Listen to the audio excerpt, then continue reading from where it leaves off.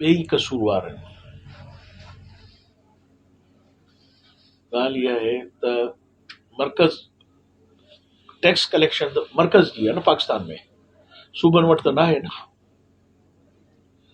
पर जेको हिकु त उतो मिले घटि थो, ऐं ॿियो जेको हिते अचे थो अगरि उहो मौसर तरीक़े सां इस्तेमालु थिए त घणियूं शयूं बहितर थी सघनि थियूं।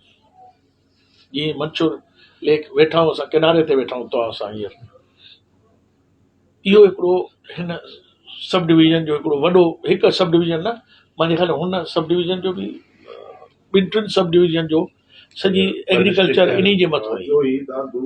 ऐं हज़ारनि सालनि खां हिते माछी ऐं भाण जेके पीउ ॾाॾनि खां वठी हिन में मंसूर में रहंदा, ऐं अगरि लखनि जी तादाद में न त मुंहिंजे ख़्याल में अगरि डबल डिजिट में न आहे त सिंगल डिजिट में ज़रूरु आहे। उहे सभु दरबदर थी विया हलिया, उन्हनि जा घर, उनजा ॿार, उनजो कारोबार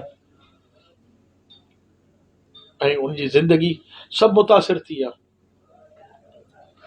हिन खे ॾिसणु खपे, हिन खे मतिलबु इहो हिकिड़ो ई मसइलो अगरि हल कजे त सिंध जो हिकु ॿ टे डिस्ट्रिक्ट मतिलबु इन्हनि खे वॾो फ़ाइदो रसी मिली सघे थो, जेको हाणे नथो मिले।